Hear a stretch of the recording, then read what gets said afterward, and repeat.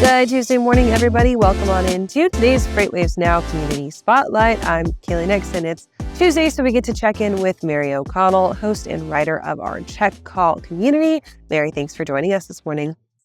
Thank you. I am flattered to be in the same company as Taco Tuesday. So, you just, after you watch all your new Check Call stuff, you can just go get some tacos and start celebrating Taco Tuesday. There you go. I might end up doing that for lunch today. I like that idea. Let's go ahead and dig on in for our topic for today. And we are back with another freight market update courtesy of Arrive Logistics. And this one, it always seems like it times really well because typically these come right after we do State of Freights here at FreightWaves, which our founder and CEO Craig Fuller sat down with Zach Strickland last week. They talked all about State of Freight and gave their market update. But now I'm curious to hear about it from 3PL perspective. Where does Arrive currently see us sitting? I mean, look, the one good thing about the year so far is that the freight market has been fairly consistent in the fact that it leaves a lot to be desired. So basically, we're kind of seeing that return to normalcy, if you will. But then there's some studies that have come out recently that said that we won't even return to a pre-pandemic normalcy until 2025. They're saying that, this year might not be the great white hope that we all had for it. So pretty much if you have a crystal ball that will predict when the freight market will turn and rates will start swinging up and we can expect to see carriers turning a higher profit, well, Kaylee, then you would be quite possibly the first trillionaire or quadrillionaire that existed in the world if you had a crystal ball that could give all those answers. And if I could guarantee that that was going to happen, I think that I would also make that quadrillionaire, designation. And hey, if anybody's got some technology to help me out do that, like I'm in the market for some money, like let's make it happen. But at the end of the day, that's right? Like nobody truly knows what's going on. Everybody just knows that we're still seeing the freight market really kind of suck, for lack of better terms. And it's been like that, as you mentioned, for really kind of the first 4 months of this year. We're headed into warmer months and everybody's wondering, is that going to bring greener pastures for the rest of the market? Zach and Craig were saying not necessarily. It's still necessarily not a struggle in volumes. It's a struggle in capacity. Is that what we're continuing to see, is that there is this oversupply of capacity in the market and we're simply just not seeing enough exit to get those rates up?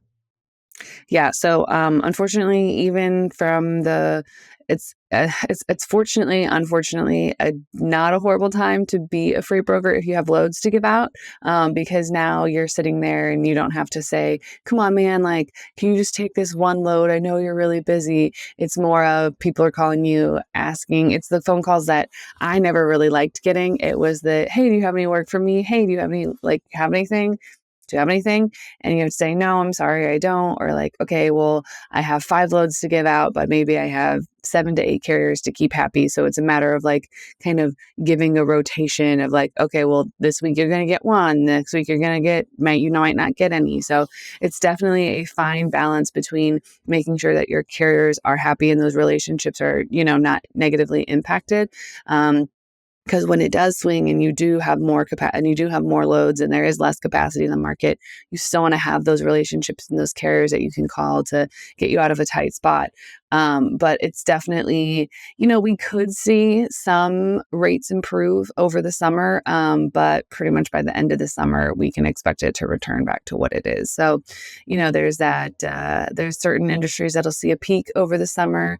But for the most part, it's not going to be really that jump start that everybody else clear and you take your hands off for. It's not quite going to be that. So, of course, everybody's wondering now, if you are someone who's in this space and you're still kind of struggling to hold on, what is like the one tactic that is keeping people afloat? Is it maintaining those relationships? Is it just a willingness, if you're a brokerage, to, hey, take it on the chin and kind of cut some margin and cut your losses? What's going on right now with people's methods for survival? I mean, it's definitely like, it's kind of a combination of everything, because you don't want to say no to building relationships, because that is what's going to help you get out of this tight spot of like, hey, I need to make some money. So, as this carrier, can you take a loss on this load and I'll make up for it on the next one? Something like that. And it's definitely eating into broker margins. But at the same time, that's where those relationships come in handy because, cultivating a strong relationship, unfortunately, isn't necessarily going to put more money in your bank account, just, by knowing what Johnny and the kids are up to. But at the same time, it does help because if you are a broker and you are having those conversations with your shippers because shippers are trying to drive rates down, which I don't blame them after having paid out the ear for transportation rates or transportation in the last few years when the market was insane. I'm going to be looking to kind of recoup some of those and build up my savings as a shipper. But it really comes down to that kind of partnership and that education that comes from your 3PL or your logistics service provider saying, hey, you can't push the rates down any further because if you do, then it will not be profitable for carriers to run your stuff, which means that your stuff's not going to get moved. So there definitely is that fine line between wanting to drive rates down more and also, maintaining those relationships and maintaining the ability to get your freight moved because a carrier can only take a load as a loss so many times before, it negatively impacts them and we could potentially see more carriers go out of business or anything like that. So I think it's definitely that fine line that the broker has to start walking between making sure that their carriers stay happy, but also their shippers stay happy. And everybody at the end of the day, hopefully ends up with some money in their bank account. So one of the things that Craig and Zach talked about pretty intensely on Thursday's State of Freight was the contract to spot rate spread and kind of the really large widening that we've seen.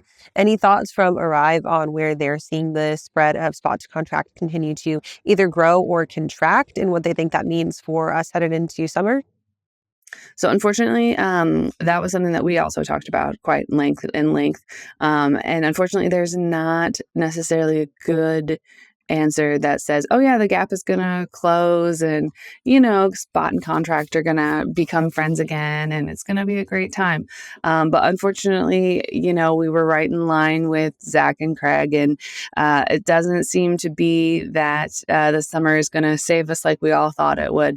There's some chance for some kind of, blips in certain markets, but as a whole, it's going to leave a lot to be desired. Yeah, it's something that I think everybody is continuing to talk about as one of those metrics to really keep an eye on headed into those warmer months. Any other metrics, any other indications that you think or Arrive thinks that both your carrier and your shipper should really be paying attention to for any type of turnaround headed into summer? I mean, honestly, it's it's what I like to call all reliable, the outbound tender rejection index. It gives you a really good indicator of what's happening in each market. Because as we know, anything under 5% rejections typically indicates that, your spot rates are going to be under your contracted rates. 5 to 7 is that sweet spot of, spot and contract are pretty equal. It's going to be okay. And then once you start creeping over 7%, that's when we start seeing that hope that is the inflated spot rates, especially when you get over 10 and especially if you get over 15, which we haven't seen that in quite a while. So definitely outbound tender rejection index, and not necessarily because we're going to see that blip. We're going to see the OTRI shoot up around 4th of July, around Memorial Day, around some of those holidays. But it's that sustained for maybe a week or two where the outbound tender rejections are, above 7%, above 8%, starting to creep up and maintain that. So when that happens, that's kind of that we can all take that collective sigh of relief of, okay, I think it could happen. It's that's when you need to start paying attention to go, oh, are we about to have a moment? Which I hope that moment comes sooner rather than later. And it's really one of the few times I actually want to be wrong. It's like that first taste of the warm weather where you're like, oh, is this summer knocking on the door? And then you get the cold snap where it brings it back down to 35 and snowy. And you're like, actually, just kidding. That was just misplaced optimism. Mary, for our show coming up later today, I know we mentioned Arrive Logistics. Who is our guest, though, and where can we find that show? Well, we bring back the one and only David Spencer. We go over the market. You can watch it on YouTube. Make sure you subscribe to FreightWaves and hit the notification bell so you catch all of our new episodes. And then there's a new newsletter coming out on Tuesday at 2 p.m. Eastern. And if you're not subscribed to that, you can subscribe to that at freightwaves.com/checkcall. And most importantly, if you stay to the end of the episode today, you can figure out what unhinged question we asked David Spencer this month, because I think he holds the record for the most unhinged questions we've asked him. There you go. And of course, make sure you subscribe to that newsletter to get a special little discount code that'll help you register for the Future of Supply Chain coming up in just about 8 weeks here in Atlanta. And it's definitely something that you don't want to miss. Mary, thanks for that. We will see you on Friday for Running on Ice, and have a great week. Bye, guys.